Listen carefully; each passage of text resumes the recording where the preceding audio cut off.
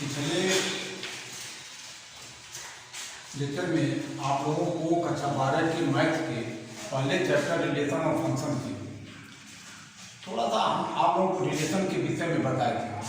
वहाँ पर देखे थे कि यदि समुच्चय ए से समुच्चय बी में कोई संबंधार है तो वहाँ पर तो गणित के रूप में हम लोग लिखते थे R is subset of A cross B. अब यहाँ पर ए क्रॉस बी यहाँ जो आर होता है कोई भी संबंध होता है, और जबकि संबंध आर होता है ए समुच्चय ए और समुच्चय बी के अवयव का कर्मिक युग्म होता है। अब इसके बाद जो है संबंध जो आर होता है संबंध होता है। अब संबंध के बाद उसी चैप्टर में संबंध के आगे होता है संबंध का डोमेन। तो अब हम लोग देखेंगे कि संबंध का डोमेन। अब डोमेन की परिभाषा क्या होती है? यदि दो समुच्चय ए और बी हैं, या एक है कि यदि समुच्चय ए और समुच्चय बी में कोई संबंध आर है तो संबंध आर के कर्मित युग्मों के प्रथम अवयव के समुच्चय को संबंध आर का डोमेन कहते हैं। अब इसको परिभाषित क्या करते हैं? यदि R is subset of A cross B तो संबंध आर के डोमेन को हम लोग डोमेन ऑफ आर लिखा जाता है। डोमेन ऑफ आर ऐसे परिभाषित कैसे करते हैं?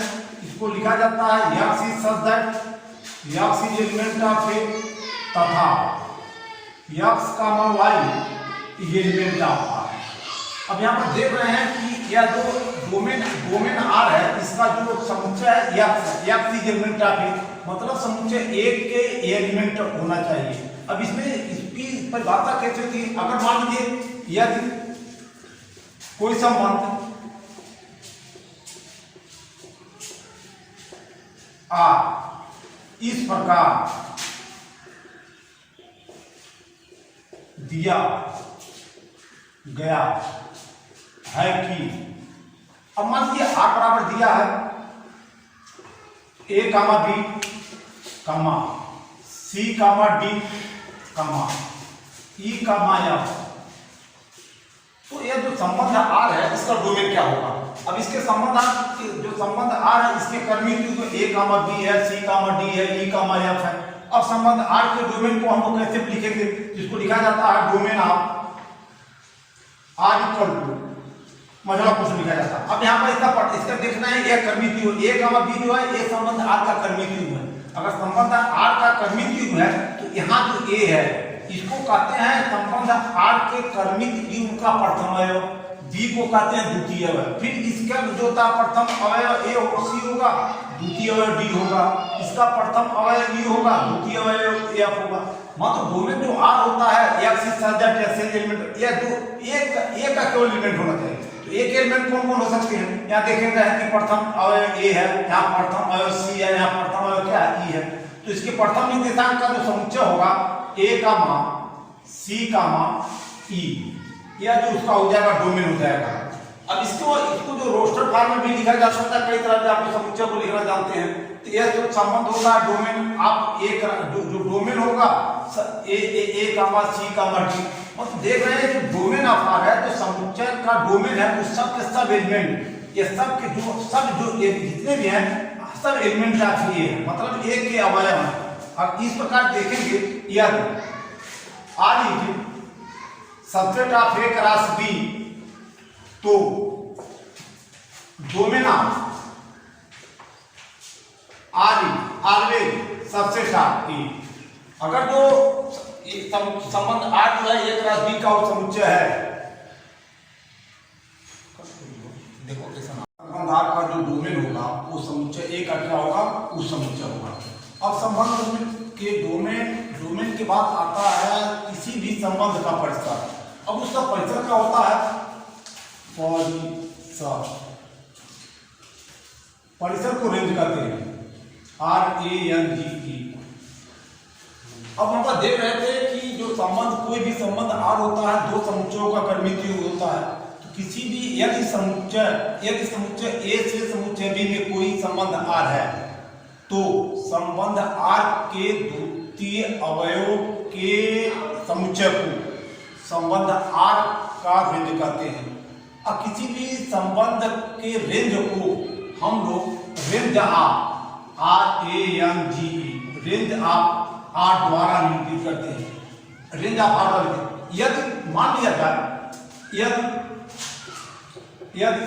Are subset of A cross B, अगर मान लीजिए कोई संबंध आर है, समुच्चय ए और बी का वो समुच्चय है, तो इसके रेंज क्या होगा? तो इसको हम लोग कैसे लिखते हैं?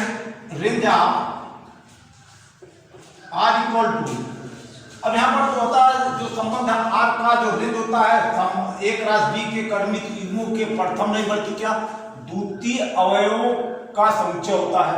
अब इसको कैसे परिभाषित करते हैं? इसको लिखते हैं range of R equal to y is such that y is element of B तथा x comma Y is element of R. यहाँ पर देख रहे हैं कि जो रेंज ऑफ आर जो होता है एक ऐसा समुच्चय होता है जिसके अवयव समुच्चय ए के नहीं बल्कि किसके बी के अवयव होते हैं। तो वहां पर जो समुच्चय जो रेंज होता है वह उसके जो अवयव होते हैं ए के नहीं बल्कि किसके होते हैं? बी के होते हैं। अब क्या करते हैं, अगर इसका एग्जाम्पल के तौर पर समझा जाए, अगर मान लेते हैं कोई संबंध आर है, आर कैसे लिखा गया? आर इक्वल टू 1 कामा 2 3 कामा 5 7 कामा 9 10 कामा 15। ये मान लीजिए कोई एग्जाम्पल है आपको। अगर मान लीजिए कोई संबंध आर है, आर का जो क्रमिक युग्म है 1 कामा 2 3 कामा 5 7 कामा 9 10 कामा क्या है 15। तो यहाँ पर देख रहे हैं कि अभी डोमेन में जो लिखते थे उसके प्रथम निर्देशांक लिखते थे। प्रथम निर्देशांक इसका क्या होगा? 1 होगा 3 होगा 7 होगा 10 होगा, परंतु यहाँ 2 5 9 और 15 यह जो संबंध आर के क्रमिक युग्म के प्रथम में बल्कि क्या है? द्वितीय निर्देशांक। जबकि रेंज जो होता है किसी संबंध के क्रमिक युग्मों के द्वितीय निर्देशांकों का समुच्चय हो जाएगा। अब इसलिए इसका रेंज क्या होगा? इसलिए range of R equal to, अब द्वितीय निर्देशांक क्या क्या है? यहाँ देख रहे हैं 2 है, यहाँ क्या है 5 है, यहाँ क्या है 9 है, यहाँ क्या है 15 है। ये देखिए द्वितीय निर्देशांक ए। अब द्वितीय निर्देशांक में आएगा 2 कामा 5 कामा 9 कामा 15। अब यहाँ पर जो इसका इस प्रकार से जो किसी भी संबंध आर का जो रेंज इस प्रकार निकाले, तो देख रहे हैं कि देख रहे हैं कि जो किसी भी रेंज है, जो कोई भी संबंध होता है उसके रेंज के जो अवयव होते हैं 2 5 7 या किसके एलिमेंट होते हैं? या बी के एलिमेंट होते हैं। अब क्या होता है कि जो रेंज होते हैं संबंध के जो रेंज होता है, रेंज के सभी अवयव बी के बी अवयव होते हैं। आप समुच्चय में जानते हैं अगर जो ए के सभी समुच्चय बी में है तो बी जो होता है ए का समुच्चय हो जाता है। इस प्रकार जो रेंज होगा संबंध आर का जो रेंज होता है वह समुच्चय बी का क्या हो जाता है? उस समुच्चय हो जाता है। तो इसलिए जो हम देखेंगे कि range of R is subset of B. अब यहाँ पर जो किसी भी संबंध आर का रेंज जो होता है बी का क्या हो जाएगा? उस समुच्चय हो जाता है। यह उसका इस प्रकार से हम उसको रेंज निकाल लेते हैं। अब यहाँ पर अगर रेंज और पर्सन दोनों की बात किया जाए, अगर रेंज और पर्सन के एक में देखा जाए, यदि हम अब ये कहें कि यदि R is subset of A cross B, तो यहाँ पर पहला चीज क्या होगा? जो डोमेन ऑफ आर होगा यह सबसेट होगा ए, और दूसरी चीज होगी जो रेंज ऑफ आर होगा वो सबसेट हो जाएगा बी। अब इसके बाद जो होता है ये दो चीजों रेंज और पर्सन के बाद, अब इसके बाद हम लोग पढ़ते हैं रेंज और डोमेन के बाद कोडोमेन या एक है रेंज के बाद आता है सप्रांत।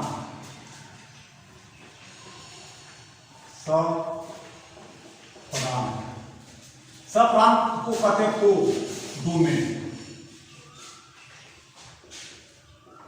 अगर अब कोडोमेन की परिभाषा क्या होती है? यदि समुच्चय ए से समुच्चय बी में कोई संबंध आर है, तो अब हम देखते हैं कि R is subset of A cross B. तो हम क्या करते हैं, समुच्चय बी को समुच्चय संबंध आर का कोडोमेन कहते हैं। इसके मतलब क्या होता है, अगर जो इसको लिखते हैं कोडोमेन, आप आर बराबर क्या हो जाएगा, बी हो जाएगा। अब इसको एग्जाम्पल के तौर पर क्या करना है, यदि R is subset of A cross B और ए बराबर 1 2 3 4, बी बराबर 5 6 7 8। मानिए ए और बी दो समुच्चय दिया है और यह संबंध जो आर है ए प्लस बी का समुच्चय है। अब ए और बी में कोई संबंध है, आर जो है आर परिभाषित है, एक आर कैसे परिभाषित है, 1 5 2 6 3 6 4 7 4 8। मान लीजिए कोई संबंध है, वैसे दिया गया, कोई बात इसलिए नहीं है। अब यहाँ पर अगर डोमेन और कोडोमेन की बात किया जाए, अगर डोमेन देखा जाता है, डोमेन में क्या आता है, 1 2 3 4 आ जाता, परंतु इसका कोडोमेन क्या होता है। अब कोडोमेन में इसके यह संबंध में कैसे लिखा है, इससे कोई मतलब नहीं। हमको मतलब क्या है, तो आप देख रहे हैं कि जो कोडोमेन होता है संबंध आर का समुच्चय बी के बराबर होगा। तो हम एग्जैक्टली क्या करते हैं, इसलिए को डोमेन अब आर बराबर, अब यहाँ पर बी का समुच्चय क्या देख रहे हैं कि ए का एलिमेंट जो है ए है, ए का एलिमेंट है 1 2 3 4, जबकि बी के एलिमेंट क्या है 5 6 7 8। तो यही जो बी होता है, बी के जो जितने एलिमेंट होते हैं ए, उस सब के सब जो होते हैं संबंध आर के क्या कहलाते हैं, कोडोमेन कहलाते हैं। तो कोडोमेन आर का मान कितना हो जाएगा, इसमें देख रहे हैं कि बी में एलिमेंट है 5 है 6 है 7 है 8 है, तो यहाँ पर क्या हो जाएगा 5 6 7 8। अब जो कि यही जो 5 6 7 है, ये आपका क्या समुच्चय बी है। इस प्रकार क्या हो जाएगा, किसी भी संबंध आर का जो होता है कोडोमेन जो होता है समुच्चय बी के बराबर हो जाएगा। इसलिए कोडोमेन अब आर बराबर क्या हो जाएगा, बी हो जाएगा। इस प्रकार देख रहे थे कि किसी भी संबंध के 3 चीज थे, एक डोमेन था, परिसर और कोडोमेन। अब इसके बाद जो आता है संबंध में ये 3 चीजें हैं। अब इसके बाद जो है मान लीजिए कोई संबंध होता है, उसके लिए हम समस्या को आसान करते हैं, जैसे प्रश्न होता है उसको हल करना है, उसको भी हम कर सकते हैं। अब इसके बाद आता है प्रतिसंबंध।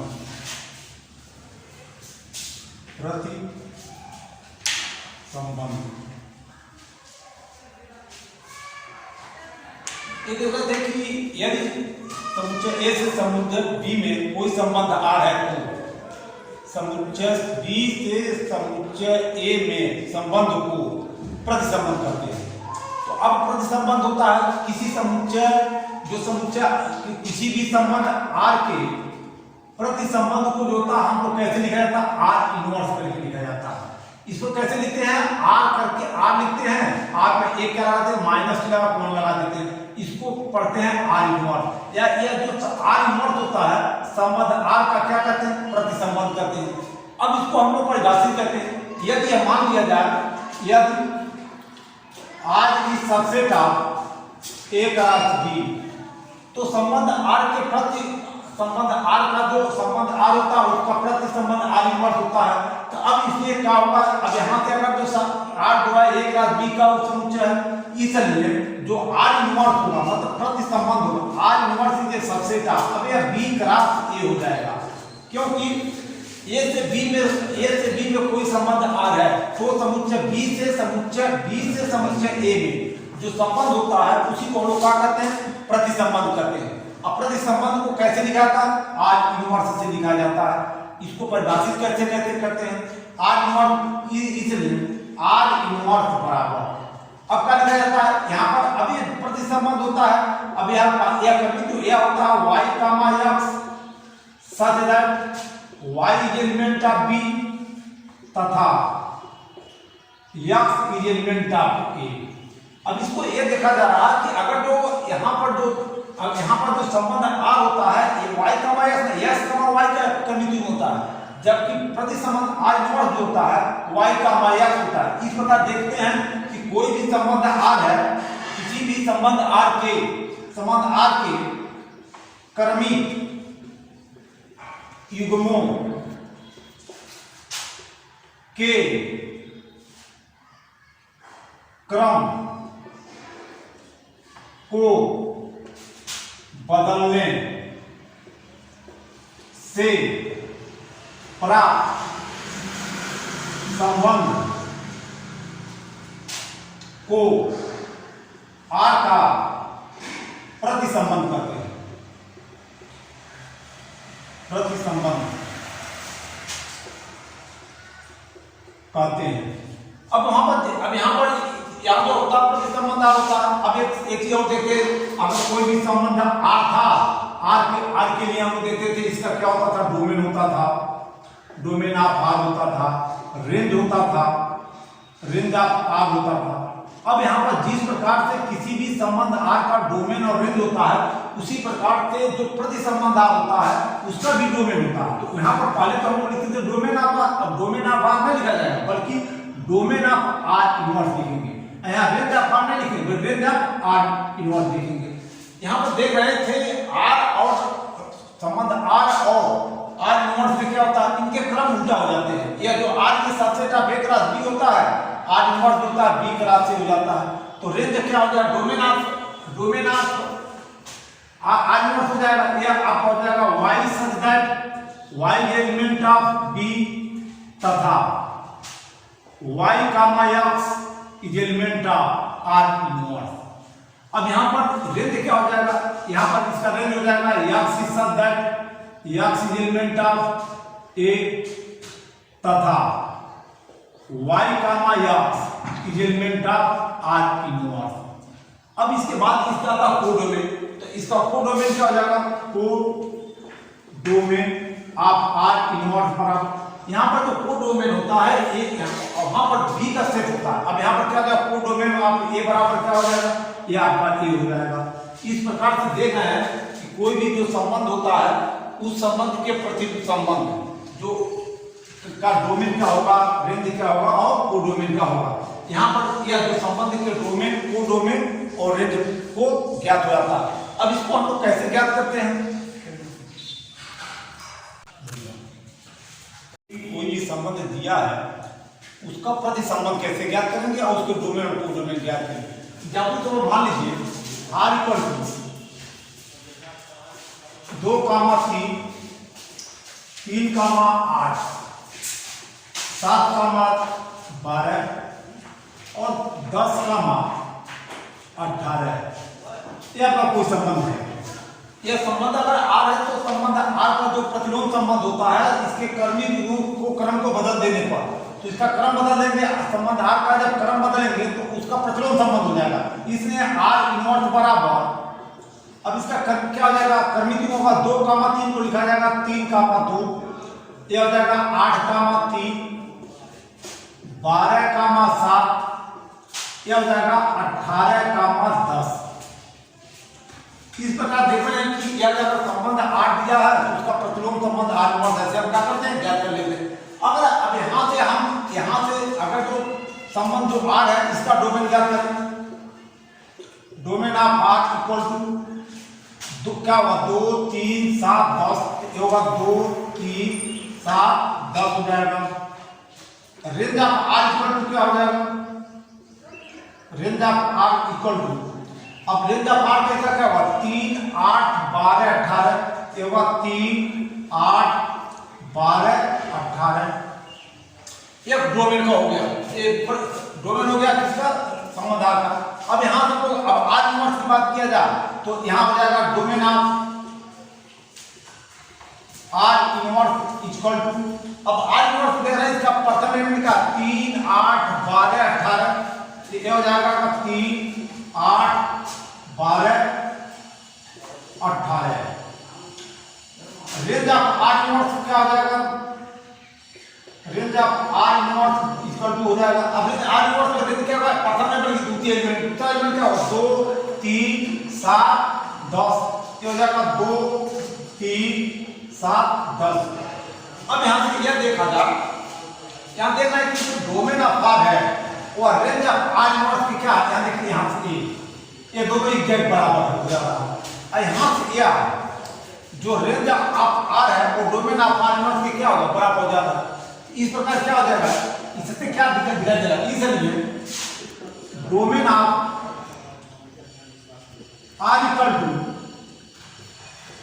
रेंज ऑफ आर इनवर्स, और क्या हो जाएगा, जो रेंज होगा range of R equal to ये किसके बराबर होगा, ये डोमेन ऑफ आर इनवर्स हो जाएगा, ये दोनों बराबर हो जाएगा। इसके मतलब क्या, संबंध आर का जो संबंध आर है उसका डोमेन, जो संबंध आर है उसका डोमेन संबंध आर इनवर्स के रेंज की क्या होगा, बराबर हो जा रहा है। इसका जो रेंज है संबंध आर का जो रेंज है वो आर इनवर्स के डोमेन की क्या हो जा रहा है, बराबर हो जा रहा है। तो ऐसे कोई भी प्रश्न दिया हो तो उसके संबंध, किसी भी संबंध के क्रम को बदल देने से उसका हम प्रतिलोम संबंध ज्ञात कर ले जाते हैं। और जब संबंध प्रतिलोम संबंध ज्ञात हो जाता है तो प्रतिलोम संबंध मतलब क्या, आर इनवर्स, उसका हम लोग क्या ज्ञात कर सकते हैं, उसका डोमेन भी ज्ञात कर सकते हैं और उसका रेंज भी ज्ञात कर सकते हैं। इस प्रकार किसी भी संबंध से डोमेन और रेंज को हम लोग क्या करते हैं, ज्ञात कर ले जाएंगे ऐसे। अब इसके बाद जो है,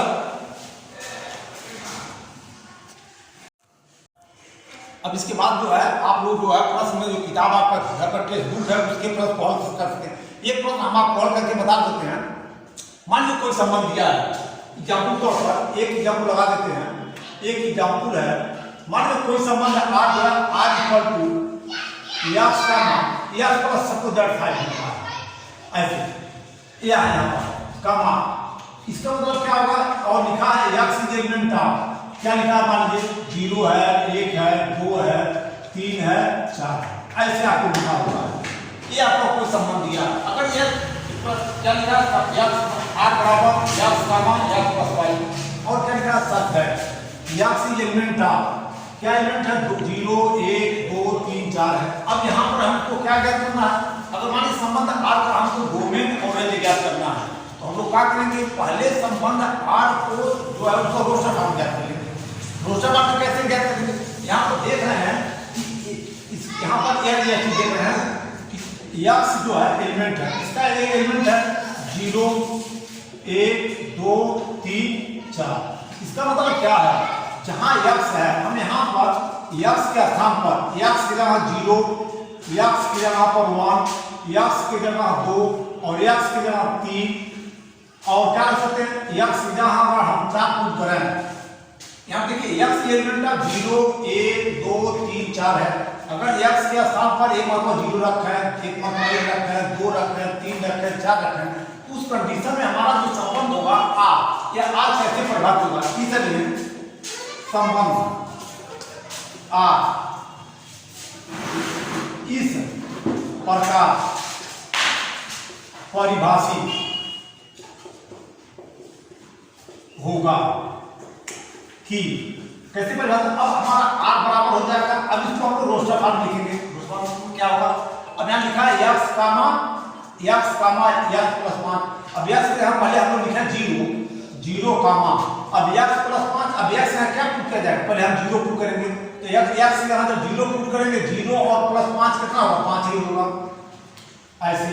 फिर क्या होगा, अब ये हो गया, अब यक्स यहाँ कितना पुट करेंगे 1 पुट करेंगे तो होगा 1 कामा, अब यहाँ 1 पुट करेंगे तो 1 प्लस 5 कितना हो जाएगा 6।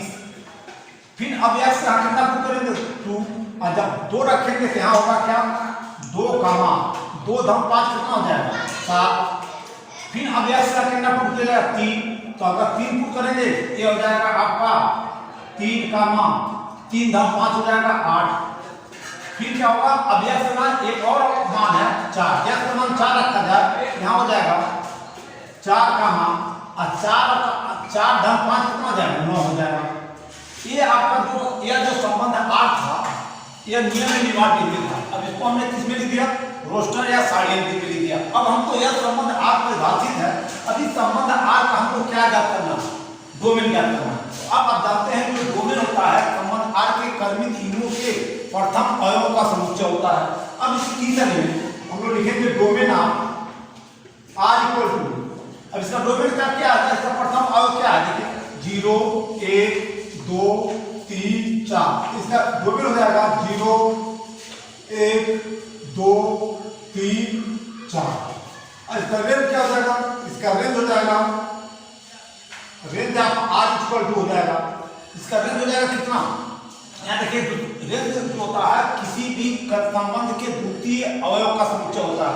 इसका द्वितीय अवयव कौन कौन है, यहाँ 5 है 6 है 7 है 9 है 8 है 9, तो क्या हो जाएगा 5 6 7 8 9।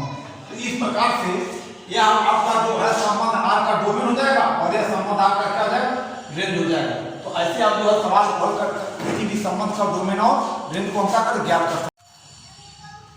एक दूसरा एग्जाम्पल देख लीजिए, अगर मान लीजिए कोई संबंध है, इसका एक दूसरा एग्जाम्पल, अगर मान लीजिए कोई संबंध आर जो है इस प्रकार परिभाषित है कि R equal to x comma x square such that x क्या है, यक्स क्या है 10 से कम अभाज्य संख्या है, अभाज्य संख्या। इसको क्या करेंगे, अब यहाँ पर देखना है जो यक्स कॉमा यक्स में यक्स संबंध आर का क्या है, यह कर्मितीय में, परंतु यहाँ पर जो यक्स है या यक्स हो चाहे इसकी बात नहीं करते हैं, केवल यक्स की बात कर रहे हैं, यह 10 से कम अभाज्य संख्या। अब बात आती है अभाज्य संख्या क्या होती है, जो अभाज्य संख्याएं जो होती हैं, अभाज्य संख्याएं जो हमारे पास होती हैं वो होती है 2 होता है 3 होता है 5 होता है 7 होता है 8 भाज्य 9 भी भाज्य, अब 9 10 के बाद 11 आता है। अब यहाँ पर देखना, परंतु यह अभाज्य संख्या तो है, परंतु अभाज्य संख्या कैसी है, 10 से कम। अगर 10 से कम है तो यहाँ देख रहे हैं कि जो 11 है वो 10 से अधिक हो जा रहा है। तो इस कंडीशन में हम क्या कर सकते हैं, यह संख्या क्या क्या ले सकते हैं, अभाज्य संख्या में 2 ले सकते हैं, 3 लेंगे 5 लेंगे 7। तो अब क्या होगा, यहाँ पर हम डालते हैं चूंकि 10 से कम अभाज्य संख्याएं कौन होगा, 2 3 5 7 होती। अगर ये 10 से कम 2 3 5 7 अभाज्य संख्या होती है, उस कंडीशन में यहाँ पर इस चलिए जो संबंध आर होगा, आर बराबर क्या होगा, अब इसको जो रोस्टर पानी, अब यक्स का स्थान पहले 2 लिखे हैं, यहाँ 2 होगा 2, अब यक्स का स्क्वायर मतलब 2 का स्क्वायर 2 गुना कितना जाएगा 4 कामा, अब 3 लिखा जाए तो 3 हो जाएगा कामा 3 का स्क्वायर 3 3 का 9, फिर हम लिखा जाए 5, ये होगा 5 कामा 5 का स्क्वायर 50 में 25, फिर लिखा जाए तीसरा लिखा 7, तो 7 कामा 7 का स्क्वायर कितना हो जाएगा 49। तो ये आपका संबंध आर हो जाएगा। अब यहाँ से अगर जो संबंध आर है इसका आर इनवर्स निकाला जाए, आर इनवर्स बराबर आर इनवर्स क्या आ जाएगा 4 कामा 2 9 कामा 3 25 कामा 5 और क्या होगा 49 कामा 7। ये आपका जो है संबंध आर का जो संबंध आर है उसका प्रतिलोम संबंध क्या मिल जाएगा, आर इनवर्स मिल जाएगा। अब हमको आर इनवर्स का तो क्या करना हो, डोमेन ऑफ आर इनवर्स बराबर, अब इसका डोमेन आर इनवर्स कितना हो जाएगा, इसका डोमेन होगा, इसका प्रथम एलिमेंट क्या होगा 4 9 25 49, 4 9 25 49 और क्या होगा, इसका रेंज कितना होगा, रेंज ऑफ आर इनवर्स बराबर कितना हो जाएगा, इसका रेंज कितना हो जाएगा। अब इसका रेंज मतलब इसके जो क्रमित होंगे उसके प्रथम लेवल की द्वितीय अवयव का समुच्चय होगा। तो द्वितीय अवयव कौन होंगे 2 3 5 7 होगा 2 3 5 7। तो ऐसे जो होगा किसी भी संबंध के प्रतिलोम संबंध का डोमेन और क्या करेंगे रेंज ज्ञात कर सकते हैं। इस प्रकार से हम जो है किसी भी संबंध के डोमेन और रेंज को हम किताब से देख करके उसके सवाल को हल कर सकते हैं। और इसके बाद भी कुछ सवाल होते हैं, जैसे मान लीजिए कोई भी सवाल होता है उसको हल करना होता है पहले जो है। अब हम अगर मान लीजिए एक दिया है कोई संबंध हम है, जैसे मान लीजिए आर बराबर दिया है a comma b c comma d e comma f ऐसे लिखा होगा। तो यहाँ पर जो होता है इसका हम प्रतिलोम संबंधी इसको भी हम ज्ञात कर सकते हैं। तो यहाँ से हो जाएगा आर इनवर्स बराबर क्या हो जाएगा, बी कामा ए, डी कामा सी और एफ कामा ई। तो आप देख रहे हैं ऐसे संबंध है। अब यहाँ से हम एक सत्यापन का इसका डोमेन निकाला जाए, डोमेन ऑफ आर बराबर, डोमेन आर कितना हो जाएगा, ए सी ई। इसका रेंज ऑफ आर कितना हो जाएगा, रेंज ऑफ आर बराबर हो जाएगा बी डी एफ, क्या हो जाएगा बी डी एफ। अब यहां से हम डोमेन ऑफ आर इनवर्स निकालना, तो डोमेन ऑफ आर इनवर्स क्या होगा, बी डी एफ, ये हो जाएगा बी डी एफ। इसका रेंज ऑफ निकालना आर इनवर्स, तो रेंज आर इनवर्स क्या हो जाएगा, आर इनवर्स ए सी या ई, ये होगा ए सी ई। अब यहां से आप कुछ अगर सत्यापन करना हो, देख रहे हैं क्लियर चीज, यहां से लिया ये दोनों आपका एग्जैक्ट बराबर है और ये दोनों आपस में क्या है, बराबर है। तो यहां से क्या हो जाएगा, ये जो डोमेन ऑफ आर जो होगा, ये domain of R equal to range of R inverse, और क्या हो जाएगा रेंज ऑफ आर बराबर ये किसके बराबर होगा, डोमेन ऑफ आर इनवर्स। तो ऐसे आप जो है किसी भी संबंध को लेकर के उसके डोमेन और रेंज को आप क्या कर सकते हैं, सत्यापित कर सकते हैं। इस प्रकार से आप किताबों के अपने प्रश्न जो दिए हैं उनको हल करेंगे। इसके आगे का जो है हम फिर आपको अगले वीडियो में हम लोग करेंगे।